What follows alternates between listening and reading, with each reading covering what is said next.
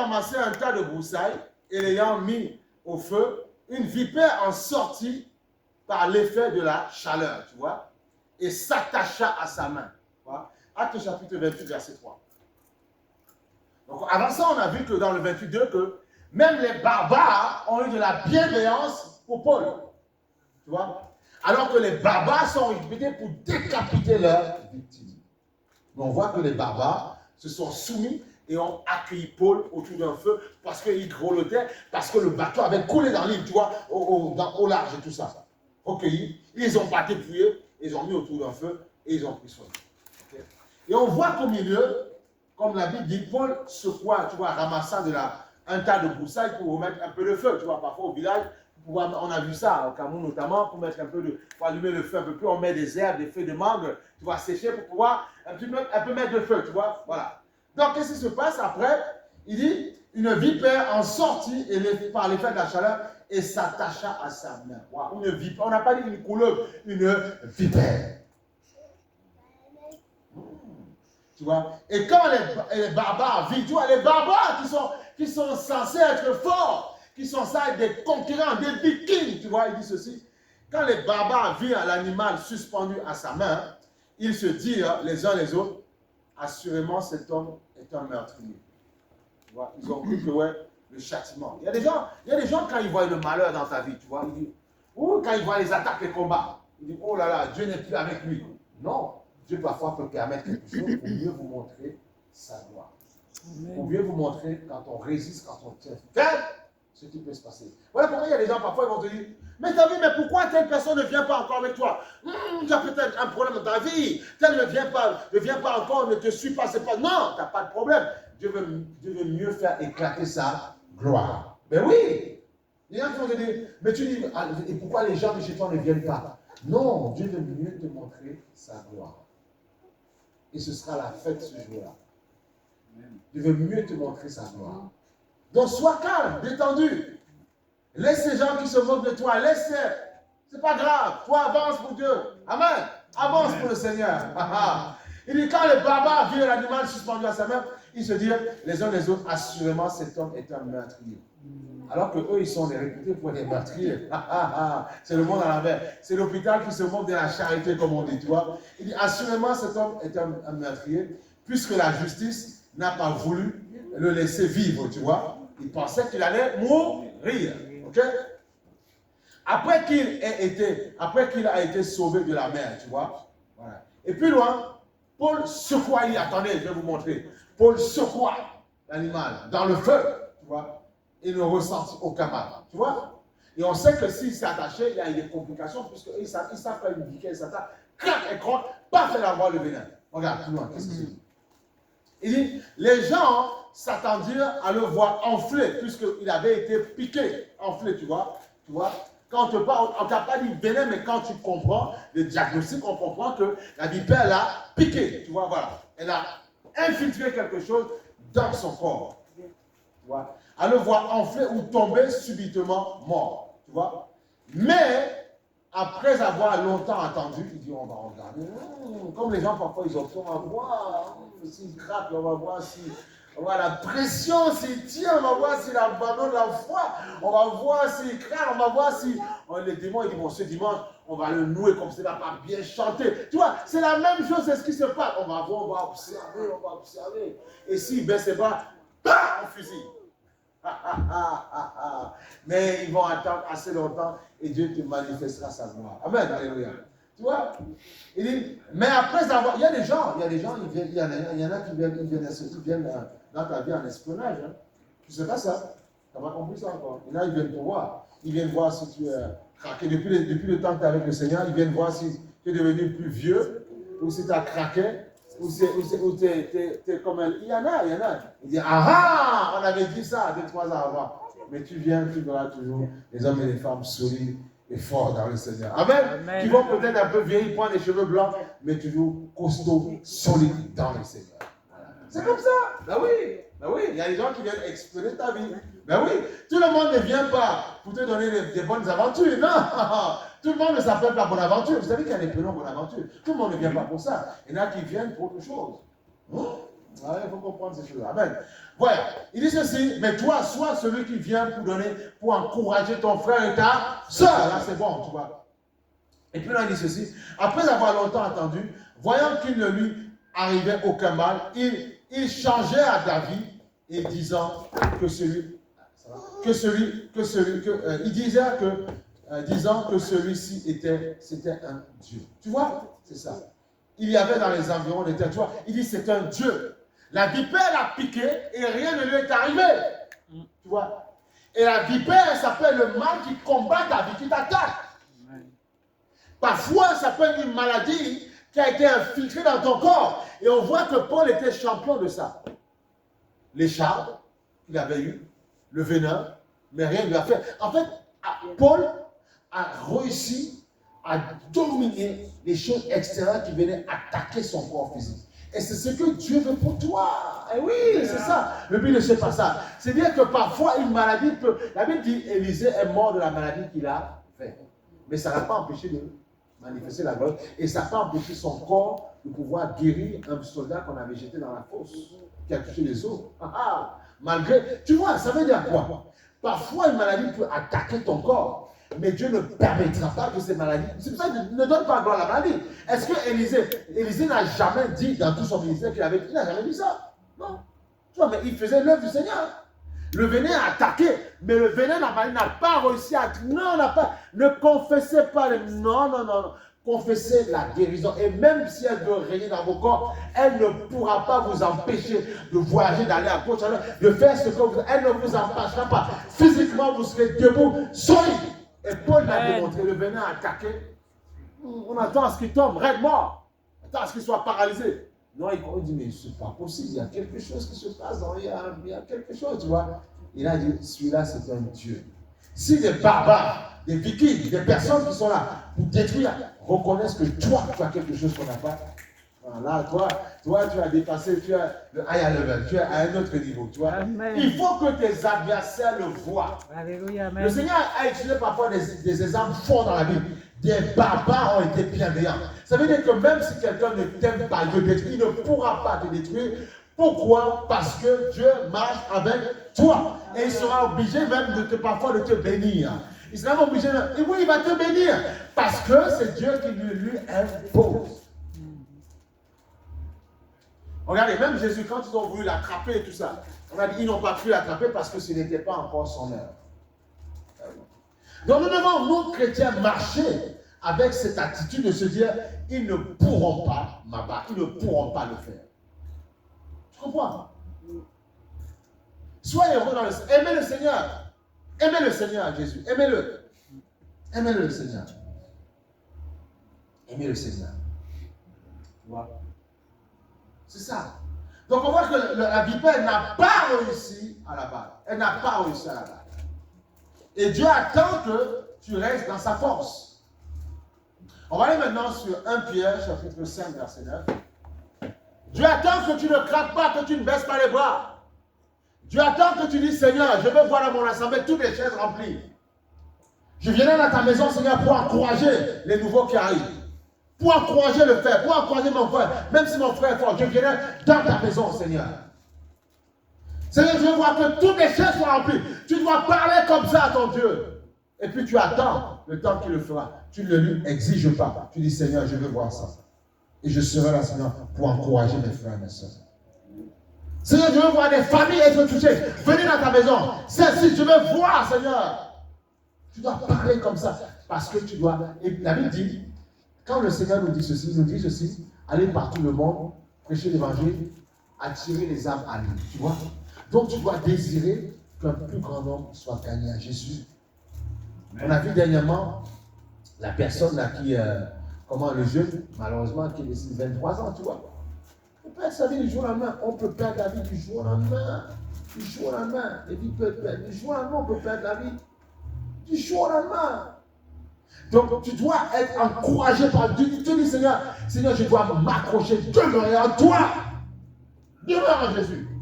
Mais oui, demeure en Jésus. Demeure en Jésus. Donc il dit ceci, 1 Pierre chapitre 5, verset 9, il dit résistez. Ici on remonte dans le oui, dans le verset 8, excusez-moi, 1 Pierre chapitre 5, verset 8. Il dit, soyez sobres, soyez calmes, détendus. Ne stressez pas, détendez-vous sobre. Ne vous en livrez pas, soyez calme, tu vois, sobre, tu vois, pieux, tu vois. Veillez, votre adversaire, le diable, ne lui laissez pas d'espace pour entrer, c'est ça.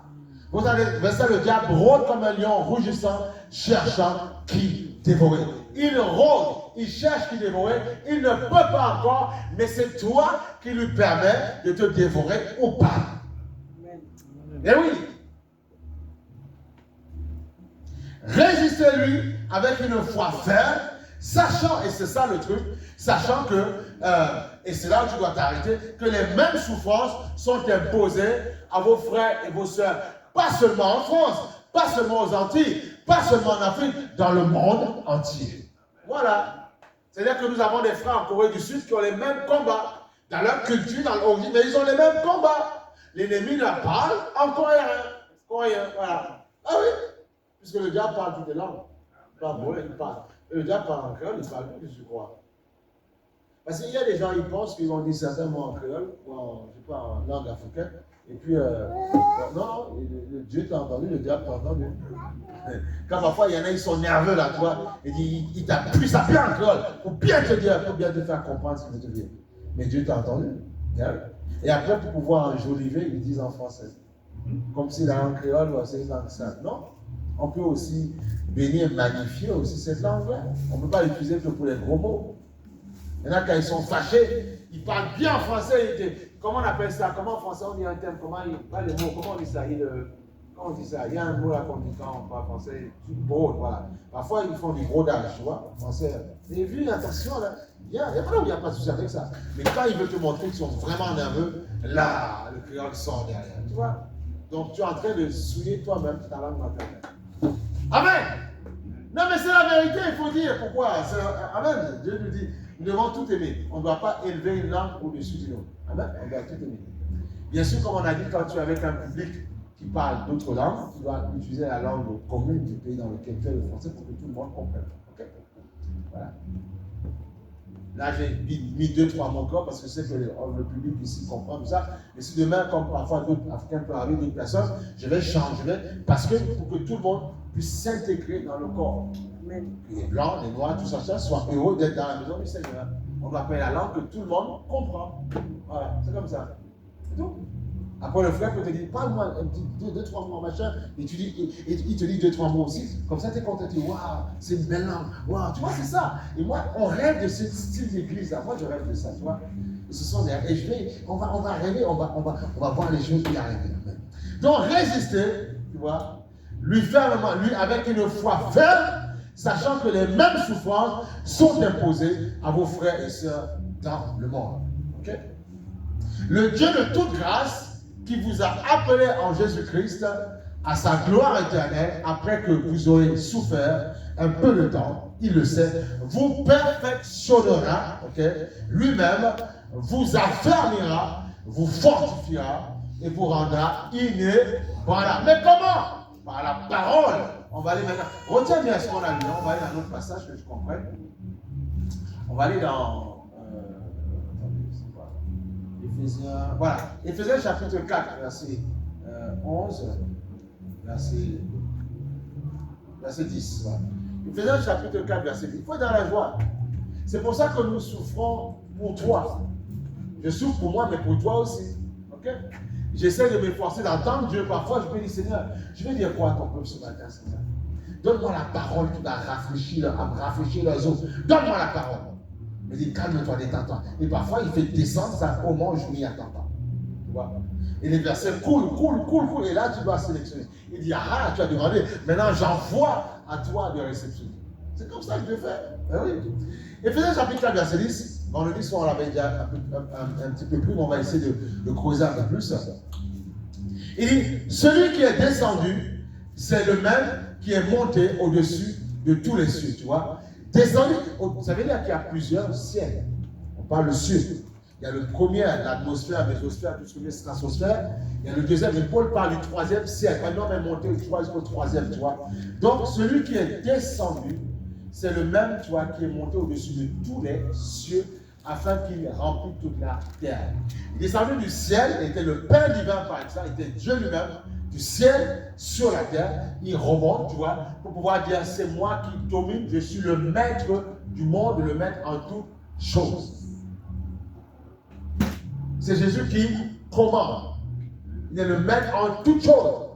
Il domine les démons, il domine tes ennemis, il domine les gens que tu aimes, que tu n'aimes pas. Il faut faire ami avec ce Dieu-là. Amen. Il faut faire ami. Accepte ses biscottos, accepte ses pectoraux, accepte sa force. Oui. Accepte les muscles de Jésus. Quand Dieu parle, tous les muscles qui font les choix, Dieu les écrase au nom de Jésus. Accepte la force de Jésus. Accepte d'être gardé par le Seigneur qui enverra des anges vers toi. Accepte ça. Eh oui. Mais oui. Il y a des gens, ils veulent marcher avec des personnes qui vont les... Mais non. La personne un jour, il peut être tout ce que tu veux, balèze, costaud, et demain, en 2 secondes, fiou, maladie le descend. Eh oui. Comme ces personnes qui faisaient beaucoup de muscles, tu vois. Mais il a pris les stéroïdes, des machins, tout ça.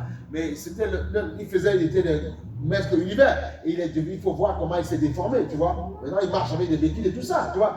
Mais donc, c'est pour te dire que l'homme, sa force est temporelle. Elle peut s'arrêter à un moment donné. Mais la force de Dieu, elle est en permanence active. Et il te dit pour te consoler, comme on a vu, celui qui s'attache à Dieu renouvelle ses forces.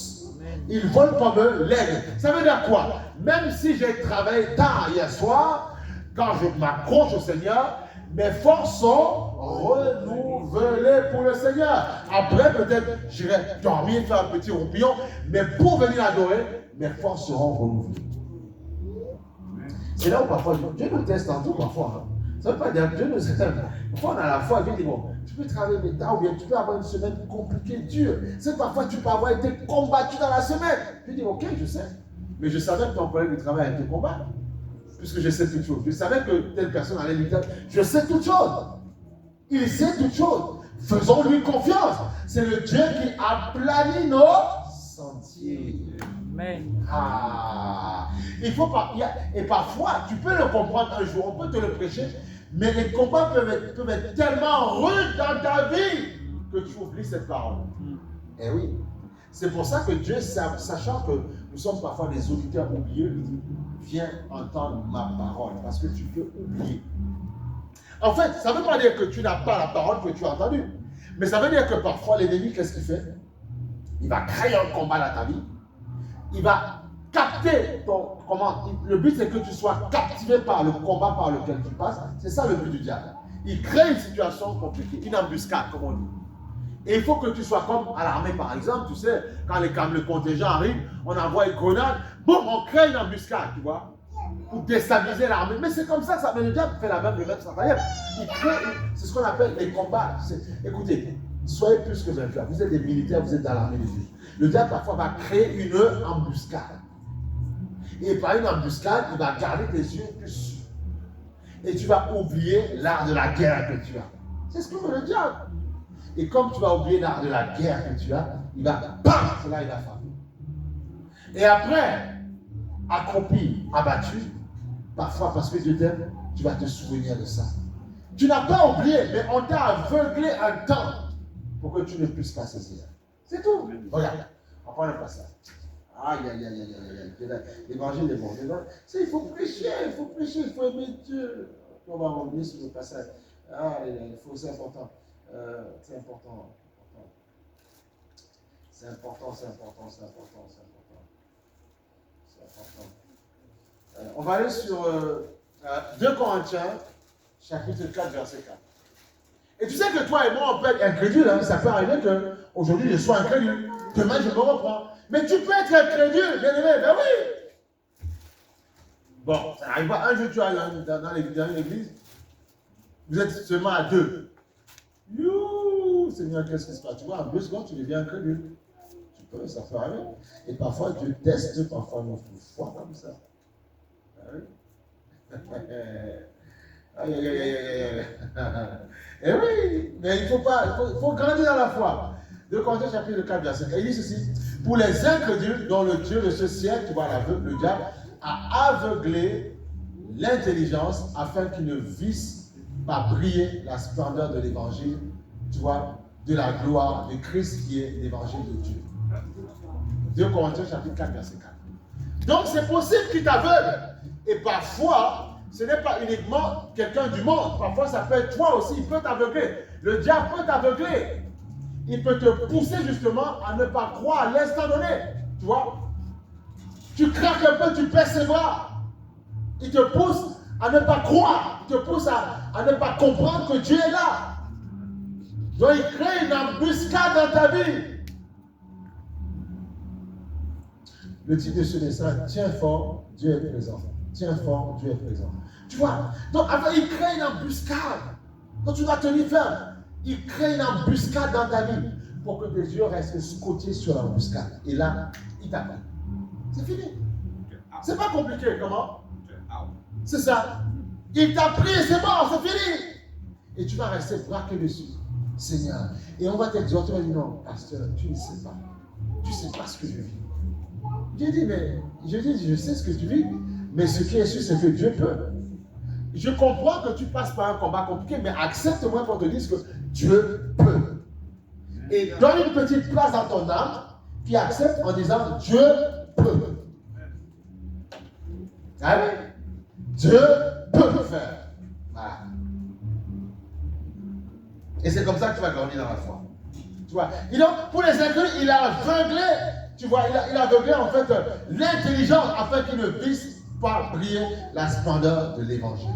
Donc, si quelqu'un que tu aimes bien, ta famille, ta belle famille, peu importe, ne s'accroche pas à Dieu ou a du mal, c'est parce que, comment on appelle ça, les regards sont, les yeux sont, il est aveuglé. Parce que le diable a créé une embuscade dans sa vie pour qu'il ne puisse pas regarder à Dieu, mais qu'il puisse s'arrêter sur le problème qu'il vit. L'ennemi le fait, il est obligé de faire ça pour que justement tu t'accroches à ça et que tu ne comprennes pas justement qu'il faut tenir ferme. Et comme ça, il pourra mieux t'assener de coups, il pourra prendre tout son arsenal et tirer sur toi.